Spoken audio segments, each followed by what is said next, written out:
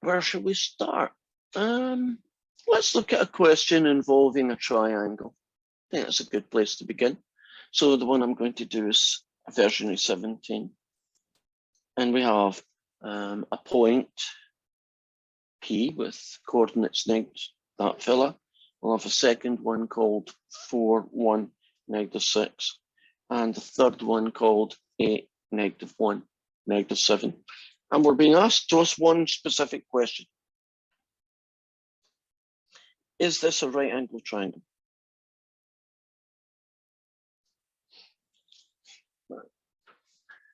So technique we're going to use to do that is we're going to use dot product to find the angle between them. So I'm just going to imagine that this is P, this is Q, and down here is R. And I'm going to find that angle there.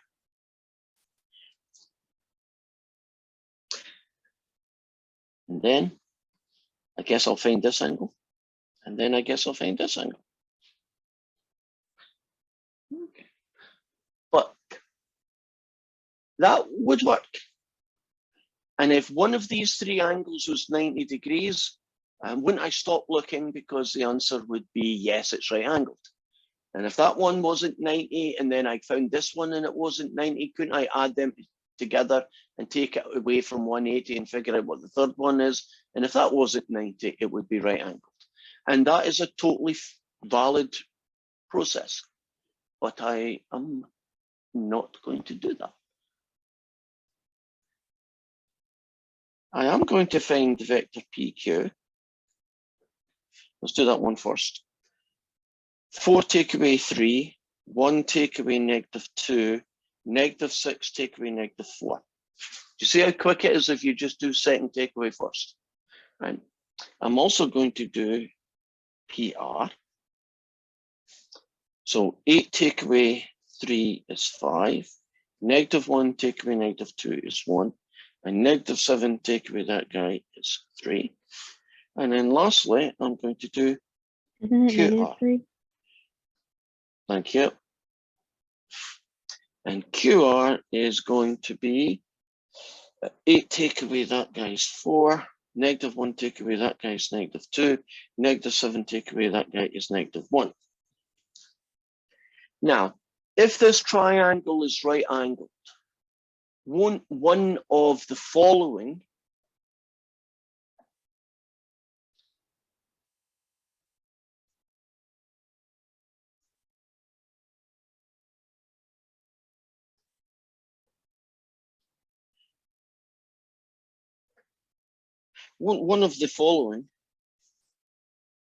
is 0. Would you agree? Now, I think it's less work, isn't it, to just find the dot product than go through the entire process and find the size of the angle. Agreed? So let's try it. Dot product of these two. 1 times 5, 3 times 1, -2 times -3, ain't 0, don't care about the number. Second one, that one and that one then. So it's 1 times 4, 3 times -2, and -2 times -1. And I got a 0. Stop looking. It's right angled. Are we cool with that? Sort of a shortcut technique for solving this. Right. I don't care what the last one is. The grade, it could be anything it likes. You know, in fact, the fact that that's 90 kind of makes the last one a non-starter.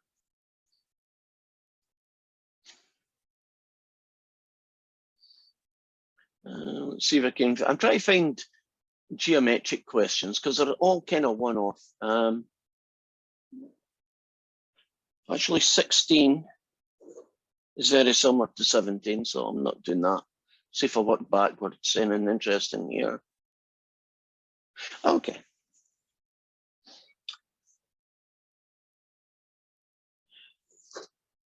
Version equation 15.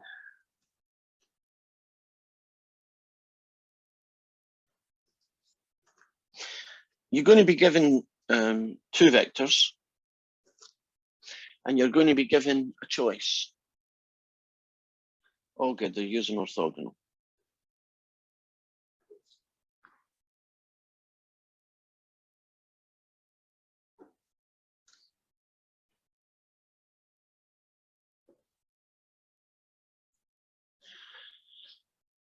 Are these two vectors orthogonal?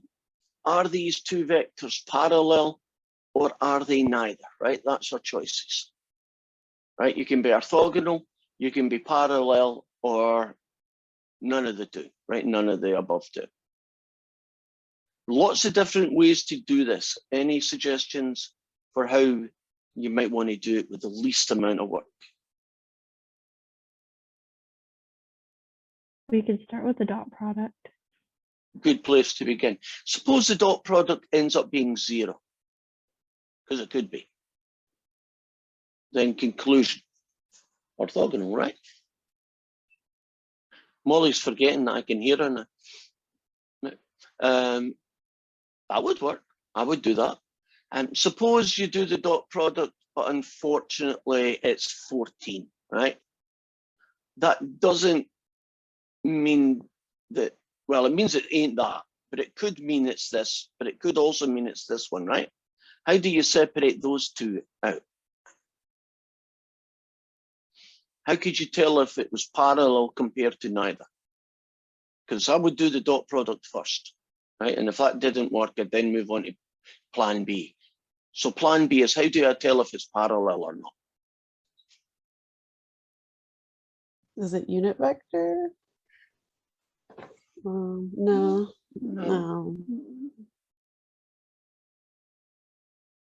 What angle would you have between two vectors if they were parallel? Oh, 0 degrees. Yeah. 0 or 180, depends on what, you know, I would put, if you're going away from each other, I think you could say the lines are parallel, I guess, but the vectors are pointing different ways. So you could just find the angle, and if the angle is 0 or 180, you're good to go. There is another way. Do you know if two vectors are parallel, isn't one a multiple of the other? Wouldn't one be twice the other if they're parallel? Or one's a half of the other? Here's a little trick.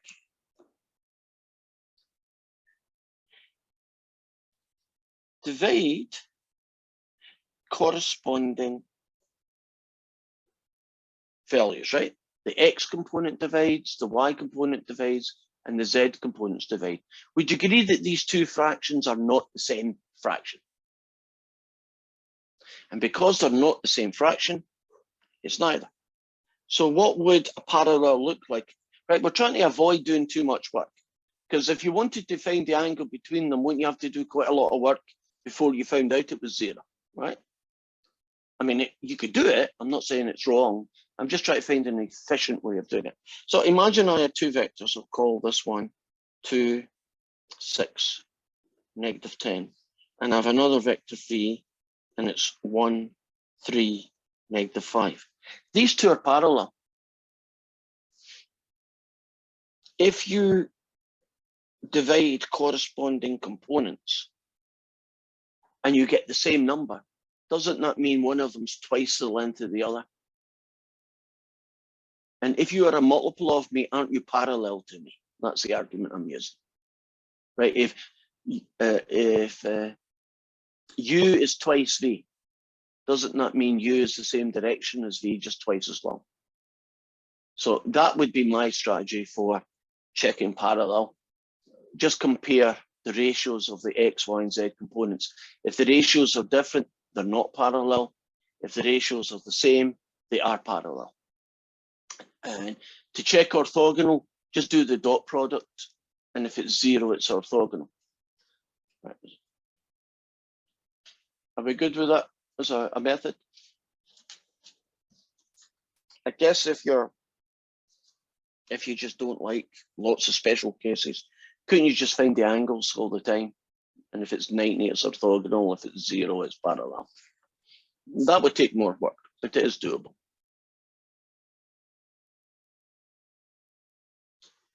Um, 14, 15 are similar to that one. Let's see if we can see anything. Oh, there's a cool one. Oh, this is a good question. I'm going to put the vectors in a slightly different form. They've got I plus j, so that's 1, 1, 0. And the other vector v is 1, 0, 1. And we have to find a unit vector orthogonal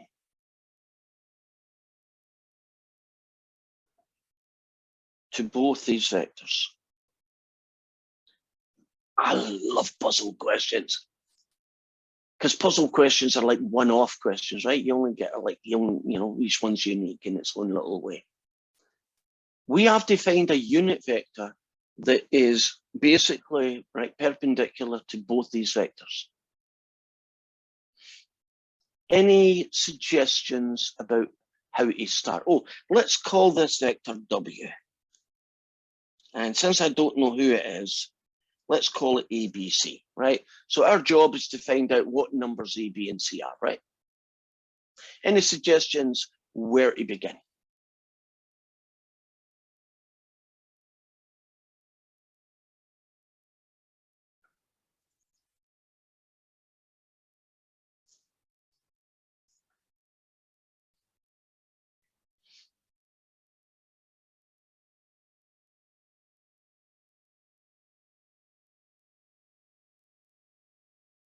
I bet you if I offered you money, you'd be giving me tons of suggestions right now. I'll take a Dot wild guess product? and say Right, dot. go for it. I don't care if you're wrong. I just go for it and see what your brain tells you. Molly, it looks like you're going to say something. Go for it. I was just gonna say wild guess dot product. I like your wild guess. Correct. Dot product. Wouldn't it be a clue that you're in a section that's dot products? I mean, right. Now, what kind of dot products have we got? Well,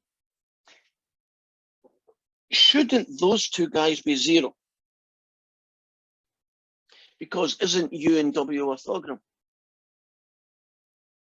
And if you take U, which is 1, 1, 0, and you do a dot product with A, B, C, you get A plus B, and that should be 0. And I'm going to call this equation 1. And then if I do a dot product of,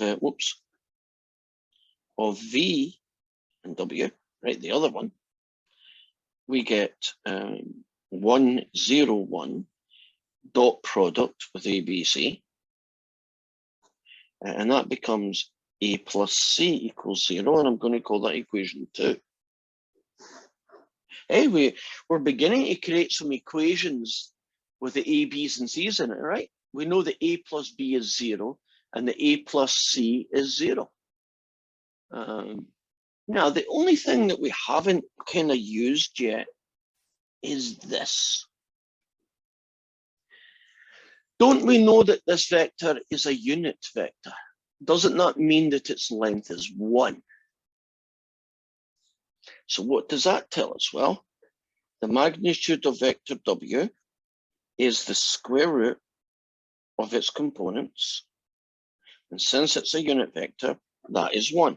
If I square both sides just to make the equation easier to do, we now have that relationship, which I'm now going to call equation 3. So let's put them together. We know that A plus B equals 0. We know that A plus C equals 0. And we know that A squared plus B squared plus C squared is 1.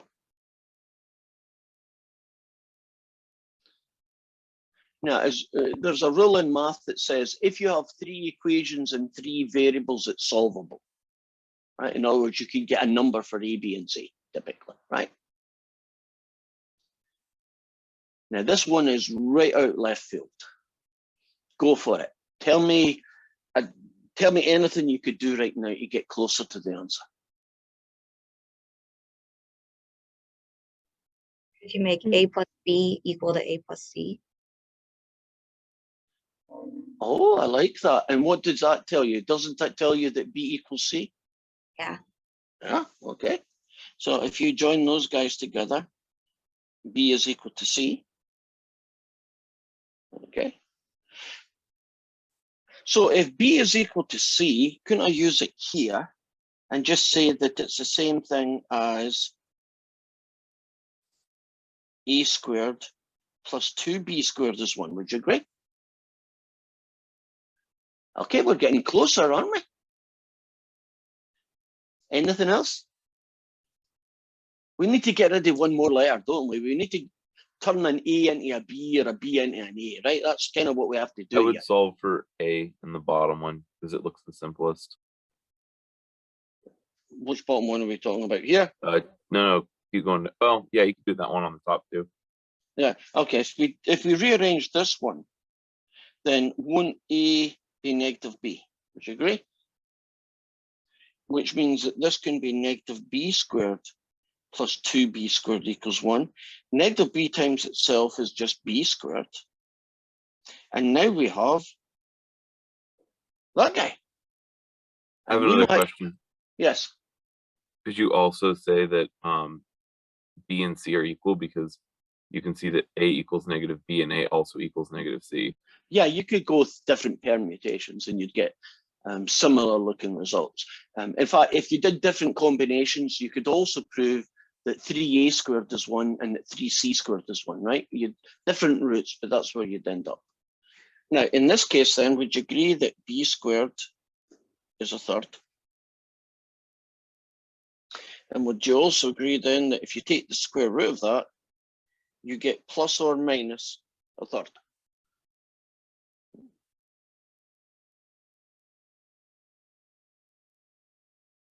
Are we good with that? They only want one answer, so I guess we should pick one. Which one do you want? The plus 1 over root 3 or the negative 1 over root 3? Both are correct, but they only want one answer, so we have to go one direction. What do you want? Plus. Plus, it is, okay. So we are going to make B 1 over square root of 3. Wait a minute, isn't C equal to B? So won't C be 1 over root 3? And isn't A negative B? So won't A be negative 1 over root 3? And so you put that package together, we now have our vector.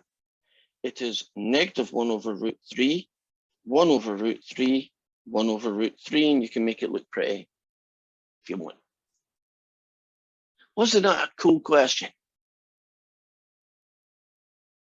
Because you're never going to see another one like that, but every puzzle's unique. Tessa, what got into your head when you, I should have asked you right at the start, what got into your head when you thought about putting these together? What was your thought process? Can you verbalize it? Just because they're both equal to 0. Right, and so if two things are equal to the same thing, that makes them equal to each other. Why did you think that was going to help? Did you think it was going to maybe make one of the letters disappear? Or did you not see that far ahead? Yeah. So you notice that if you make A plus B equal to A plus C, the A's kind of disappear from the equation. Cool. I like that question a lot. Right, moving on. We have got a new guy that we're going to show you. And he's called a direction cosine. Actually, they're called direction cosines. And they are not easy to draw in 2D. They're not easy to draw in any D. So I'll do my best.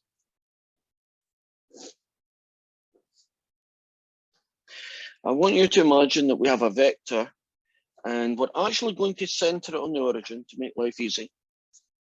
Although vectors can be centered anywhere. And I want you to imagine this vector here. And what letter are we going to call it? V, because I like V.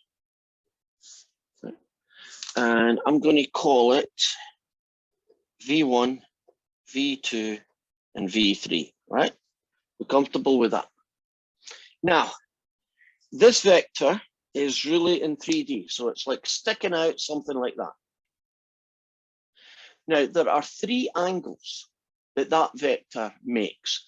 It makes an angle with the positive x-axis, an angle with the positive y-axis, and a different angle with the positive z-axis. So if you wanted to do the angle that it makes with the x-axis, we call that angle alpha. Can you see that angle that I'm trying to talk about? Can you imagine what it would look like? In this one, it's probably bigger than 90, just off the top of my head, right? Now, there is an angle that it makes with the z-axis, which is going to be this angle here. And this angle here is called gamma.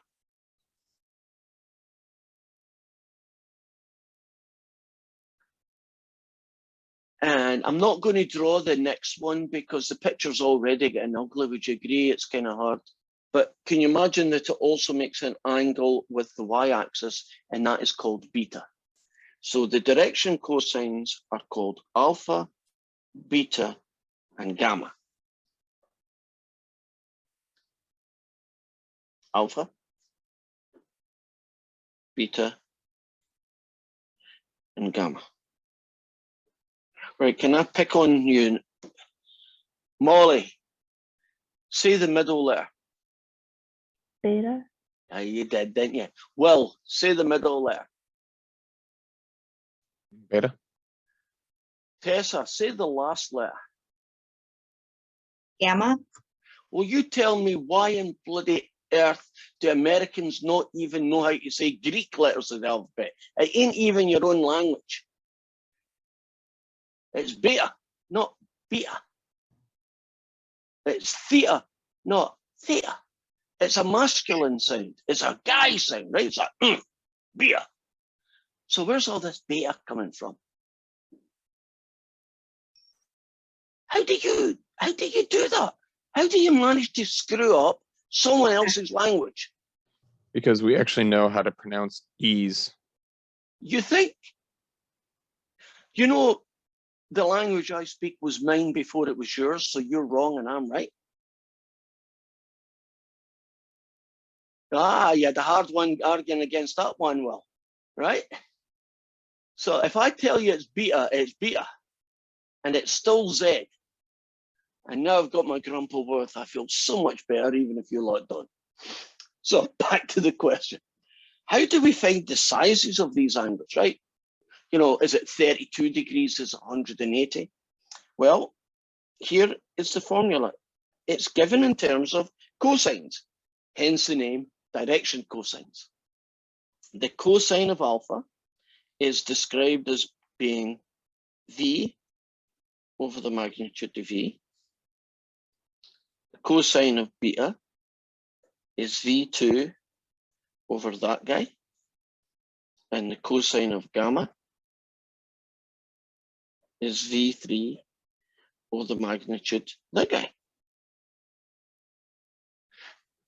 Do you notice anything interesting about these three values if you stick them in a vector?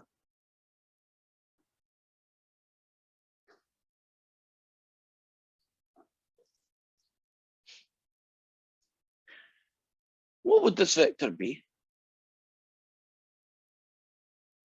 Look at its components. You've met this guy before.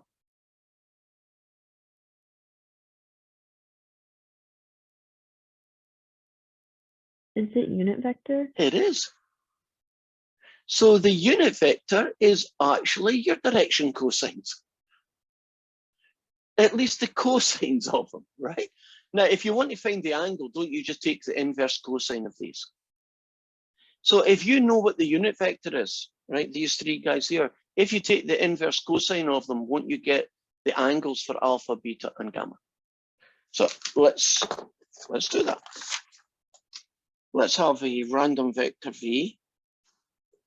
It's going to be 1, -2, 2. And the magnitude of V is the square root of 1 plus 4 plus 4, which is 9, and the square root of 9 is 3. And so the cosine of alpha is 1/3. The cosine of beta is -2/3. And the cosine of gamma is +2/3. And then to find the angles, you just take the inverse cosine of each of those numbers.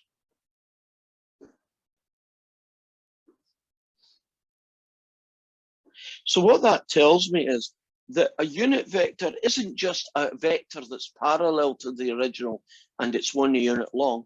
Doesn't the unit vector have contained inside it the information that tells you the angle it makes with the x, y, and z axes? Right. Which is not intuitive. You wouldn't have thought that the unit vector had that kind of information stored inside it. So here we go. Make sure I'm in degrees, which I am. Inverse cosine of a third. It's about 70.5 degrees, roughly. Inverse cosine of negative 2/3 is what we suspected, 131.8 degrees, and cosine of 2/3 is about 48.2 degrees. Why did I say that was expected to be an obtuse angle? How do I know, just using these, that these two are going to be less than 90, but that middle one's going to be bigger than 90? How can you tell just looking at these values that you were going to get this roughly, two of them less than 90 and one of them bigger than 90? Because if you're taking the cosine inverse of a negative number, it's going to be Second quadrant. Yeah, it's going to be bigger than 90. Do you expect these three angles to add up to 180? Well, you may have expected them to, but do you notice that they don't? And so the direction cosines can add up to more than 180. They can add up to less than 180. Right? There's no rhyme or reason to what they add up to, right? Depends on which direction the vector is pointing. That was a good question. I like that one. The one I did was similar to 19 and question 20.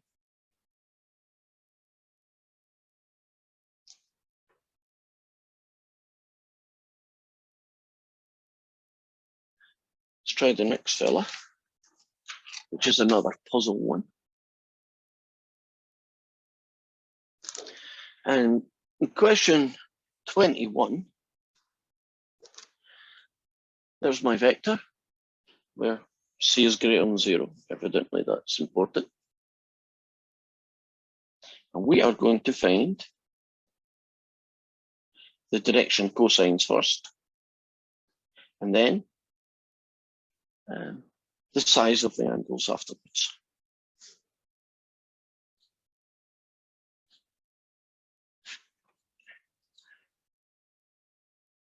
Well, I mean, I'll call it something. Let's call it V. Would you agree that the magnitude of V is c squared plus c squared plus c squared, which is 3c squared? Agreed? Now, I can simplify that. Since c is positive, would you agree it's root 3c? Agreed? Now, back to this guy. C over the magnitude, root 3c, c over the magnitude, c over magnitude, which ends up becoming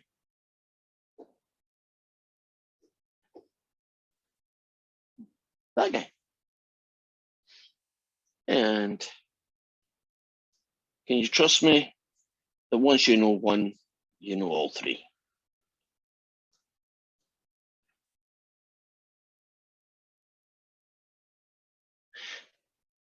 Are we cool with that?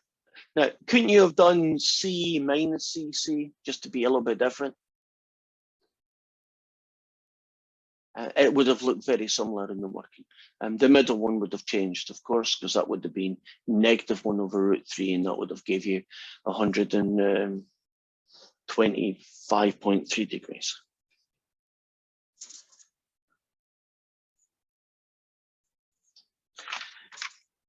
Now, Last couple of, yeah, we'll make it.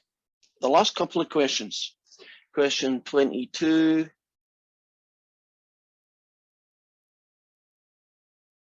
Actually, 22, 23, 24. I think there's 25. Let me check. There's a 25. Yes, there is. Are all to do with projections. But let me skip, because I don't know how much time we've got. Let me skip to the last question first. And then if I don't get time to do these, we can start them tomorrow. And this is find the work done by a force F, which is 6, -8, 5, in moving an object from point 084 to point 4, 12, 24. So can you imagine that my pen represents P at the bottom and Q at the top, and I'm moving an object from here to here, and my force function could be, I'm pulling it at some funny angle, but as I pull it, it goes up the hill. So it's really like a three-dimensional version of, do you remember the two-dimensional guys where you had a hill and there was a box and you were pulling it up the hill? You know those ones? This is a three-dimensional version of the same situation. So how do we find the work done? Well, the work done is described as a dot product. It's a dot product of the force with the vector of movement, the d vector, which is the vector telling you where you started, which essentially is P, and where you finish, which is Q. So this guy is 6, -8, 5. And PQ is essentially who he is. And so 4 take away 0 is 4. 12 take away 8 is 4. And 24 take away 4 is 20. And so 6 times 4, -8 times 4, and 5 times 20. And that's 24, -32, plus 100, which I believe is 92, and I'll assume it's Newton meters. Did they give me units? Yeah, they did. And they called them joules. Okay, so 92 joules. So actually finding the work done in 3D is pretty easy. Don't you just need to know what the vector F is, the force vector? And then you need to know, where did I start in 3D and where did I end? And assume that you went in a straight line. And the dot product of those two vectors is the work done, which is a lot easier than X component is R cos theta and Y component is R sin theta. Remember doing all that stuff in the 2D world? Isn't the dot product just so much cleaner? So we do have time to at least get started on projections. So let me wind back to, I think it was 22. And we're looking at the projection of A onto B. Good grief. And that is the vector projection. And the second one is a scalar projection. And the scalar projection is called the comp. I'm just copying it straight out of this here. This guy. And this fella here, and the vector projection is A dot B all over the magnitude of A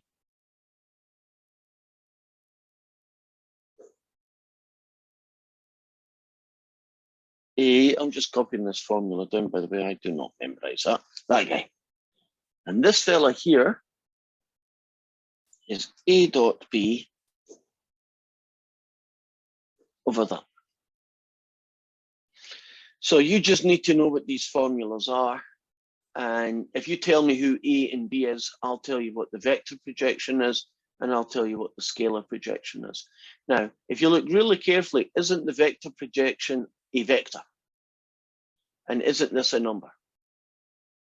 So imagine A is 1, 2, 1, and B is 0, 3, -2. If you want to get the scalar projection,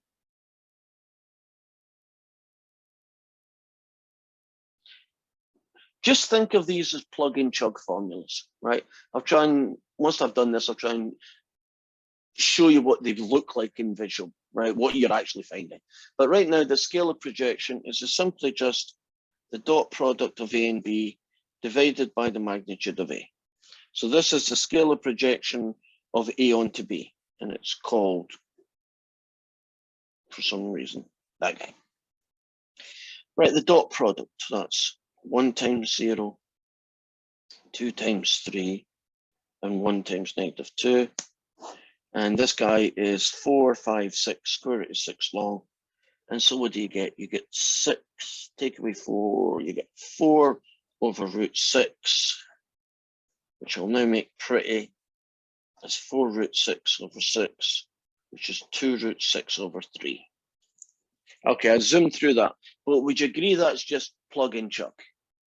Right, if you tell me who A and B is, can't you find its dot product in the length of A and divide them and make it look pretty? If you do a vector projection,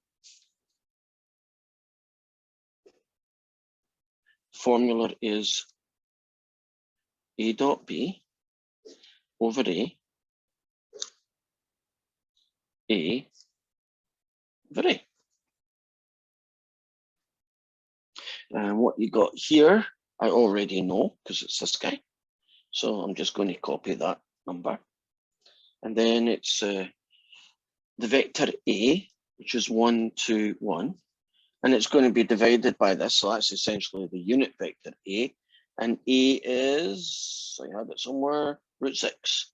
So it's going to be 1 over root 6. They cancel. And now you have 2/3, 1, 2, 1. So you get the vector 2/3, 4/3, 2/3.